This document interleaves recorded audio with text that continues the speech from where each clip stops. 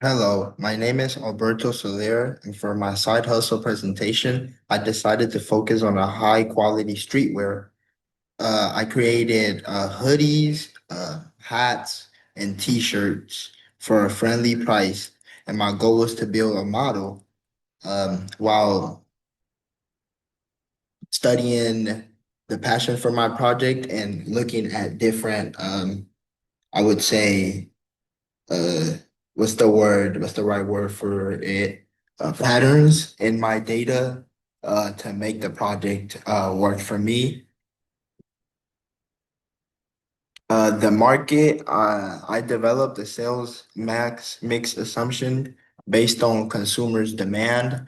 My strategy relied on doing a 40 and 20 split. The 40s being 40% and t-shirts being 40%, while the hats are 20%. And the reason why the hoodies and my hats, looking at my assumptions, the reason why my hoodies and my hats were my main percent, like that had the highest percentage when it came to this, was because they were the products that had the higher price and the products that I had to buy.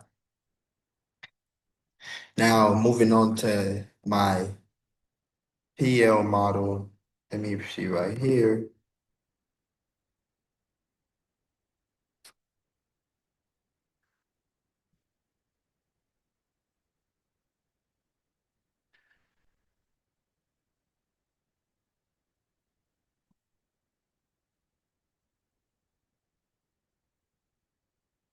Moving on to my PL model.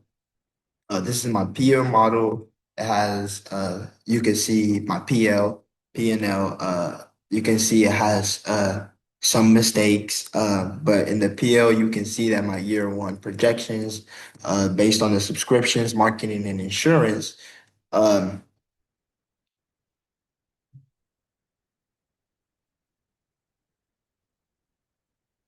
right here, let me look for it. My total annual fixed cost was 4,608, which included my Shopify subscription, marketing, insurance, and all that to cover for these costs.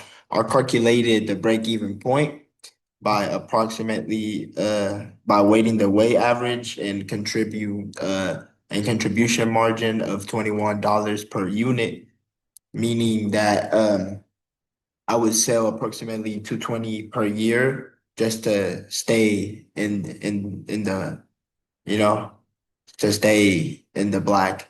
By year two, though, my scale, my marketing, and the unit volume, the model shows that the gross profit margin began to outpace my fixed operation expenses, which I truly believe that came by looking at my code. I apologize. Right here, touching it, it became a problem because I wasn't able to get all my codes the exact correct, but not getting the gross profit right here affected that right there, and not being able to get total revenue with the sum of this one, not being able to get teacher revenue because the assumption tab wasn't working, played a huge part. Um, in my data, now we moving on to my data analysis. In my data analysis, we can see that I track performance across like the first several months, including March and April, like were particularly like mainly strong because of the spring and like the sales for hoodies jumping 42 units in April. It's just because of the season jumping into the spring. A lot more people, you know, wear hoodies and stuff like that, or I should say t-shirts and stuff like that. So yeah, you can notice that my gross profit for t-shirts remained steady at over 700. Uh, and pretty much by looking at my my data, you can kind of look at the gross profit, variable cost revenue. I did that by multiplying it times 54 because that's the percentage. We were multiplying it by.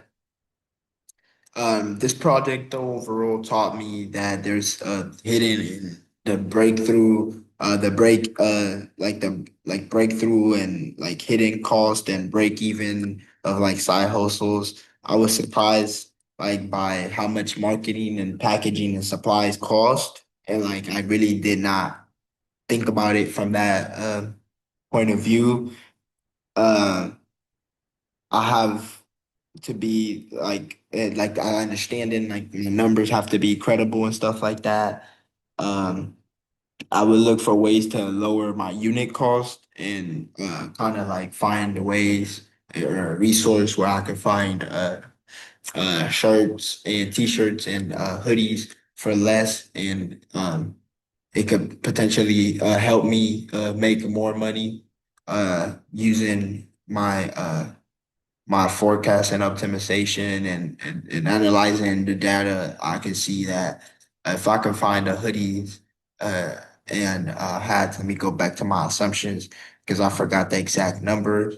If I can find, for example, hoodies, the selling price is 55 and then the unit costs 28.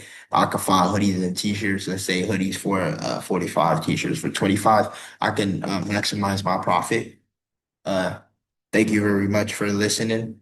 And yeah, thank you for giving me your time.